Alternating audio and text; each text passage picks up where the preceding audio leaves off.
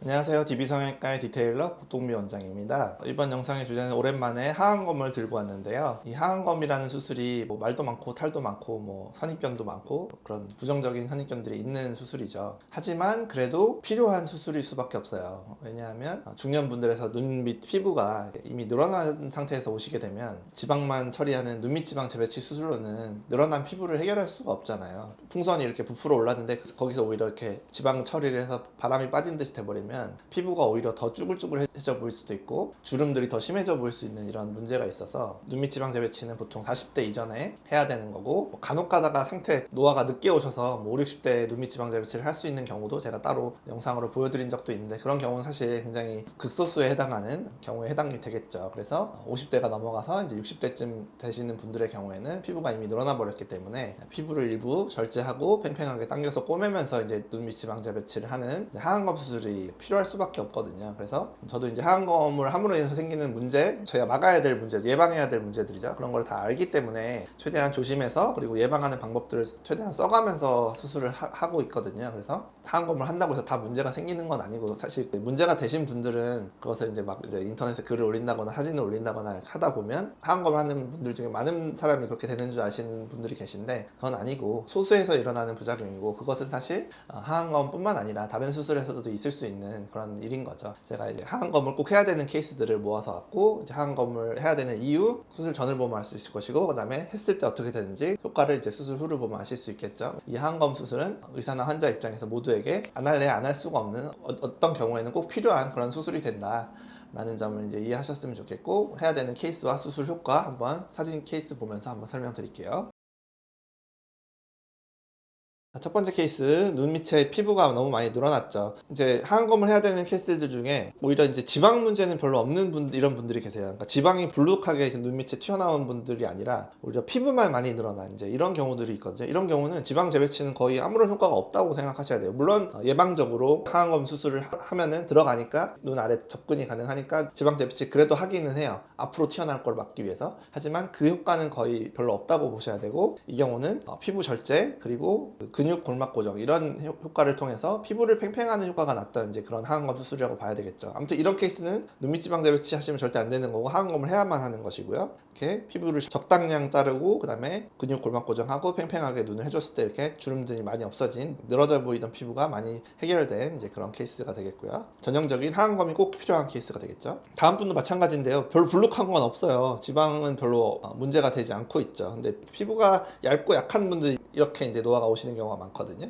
그래서 이미 피부가 늘어나 있고 잔주름이라고 하기엔 큰 주름들이 많죠. 그래서 이 경우도 하안검을 해야만 하는 경우고, 그리고 하안검 수술을 하면서 제가 이렇게 애교살도 좀 만들어 드려서 아직 좀 부어 있으니까 좀 더 통통해 보이는데, 여기서 좀 더 줄어들 것이지만 어찌됐든 눈밑이 하안검을 했을 때 잘못 수술하면 이렇게 눈밑이 너무 팽팽하게 당겨지면서 이렇게 평면이 되는, 그래서 보기 안 좋은 어색한 그런 결과들이 나오기도 하는데, 그런 부분까지 예방적으로 그런 문제가 생기지 않게 하안검을 수술을 하고 있다. 그래서 원래 눈 모양 그대로 애교살도 좀 있으면서 원래 튀어나올 곳은 튀어나오고 평평한 곳은 평평하게 그런 결과가 나오도록 수술을 해드리고 있고요.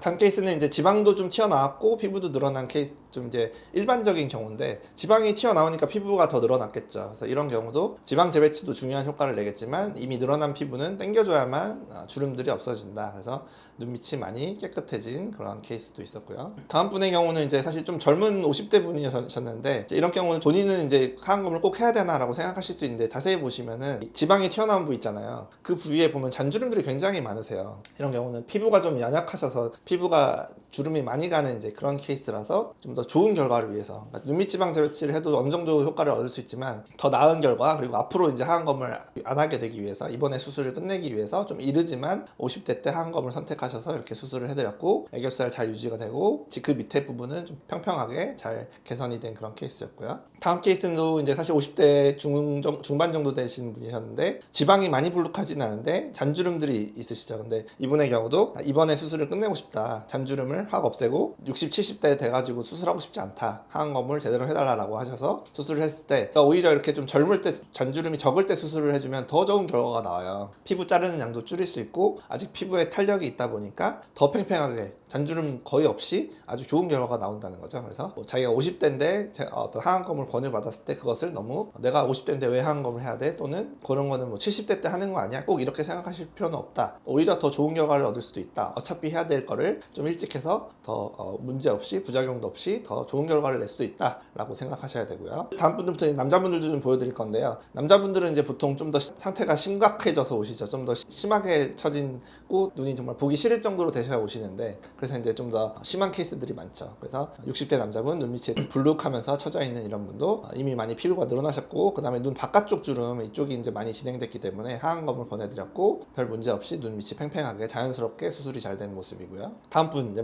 굉장히 많이 늘어나셨죠. 남자분들은 눈 전체에 이렇게 주름이 이렇게 펴져야만 이제 오시는 경우들이 많아요. 그래서 하안검을 해야만 하고 지방 재배치도 물론 필요하지만 늘어난 피부를 제거해서 좀 당겨줘야만 이렇게 좋은 결과를 얻을 수 있다 라고 볼 수 있고요. 다음 분도 상당히 많이 불룩하시죠. 이분은 아마 한 20년 전 40대 때도 이미 조금 불룩해지기 시작하셨을 거예요. 근데 이제 남자분들 외모에 좀 둔감하시잖아요. 뭐 나이 드니까 눈밑 좀 튀어나오는 거 당연하지 이렇게 생각하시던 세대다 보니까 이걸 60대까지 이렇게 방치하시다 보면 이렇게 되셔서 이렇게 많이 늘어나서 오시면 아주 팽팽하게 못 해드려요. 피부를 더 자르면 팽팽하게 나올 수도 있지만 그렇게 하다가 이제 눈이 뒤집히는 외반이라는 문제가 생길 수 있는 거거든요. 그래서 그런 경우는 제가 이렇게 많이 늘어나신 경우에는 잔주름 또는 피부 처짐이 조금은 남을 수 있습니다 라고 설명을 드리고 안전한 선에서 개선을 하는 거죠. 그래서 이분도 오른쪽에 보면 잔주름이 좀 남았죠. 하지만 이걸 펴려고 수술을 더 과감하게 하다가 잘못하다가는 부작용이 생기고 그건 되돌릴 수 없는 결과를 낸다. 그러니까 우리가 교훈을 얻어야 될 게 있다면 이 정도까지 처지기 전에 좀 수술을 하시는 게 좋겠죠. 그래야만 이런 수술 후 결과도 더 좋을 것이고 부작용도 줄일 수 있고요. 그렇게 생각하셔야 되고, 다음 분은 이제 좀 더 젊은 50대 남자분이신데 이 정도 됐을 때는 수술을 하셔야 된다는 거예요. 그래서 이분도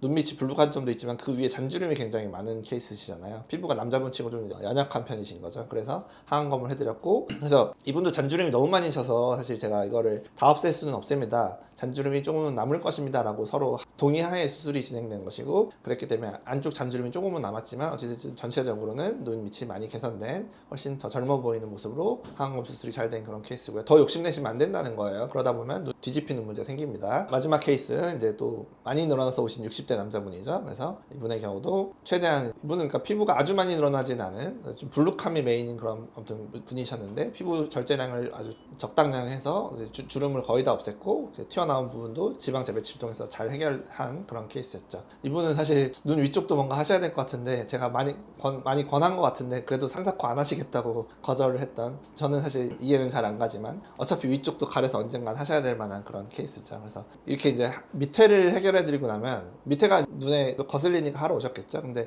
밑에를 해결해 드리고 나면 그제서야 이제 위쪽이 눈에 보이는 이런 경우들도 있어요. 그래서 문제가 있다면 위아래를 한꺼번에 수술하시는 걸 저는 추천하고요. 아무튼 이분은 한꺼번에 밑에 하셔서 아무튼 불룩한 부분과 주름들을 다 해결해 드리는 그런 케이스죠.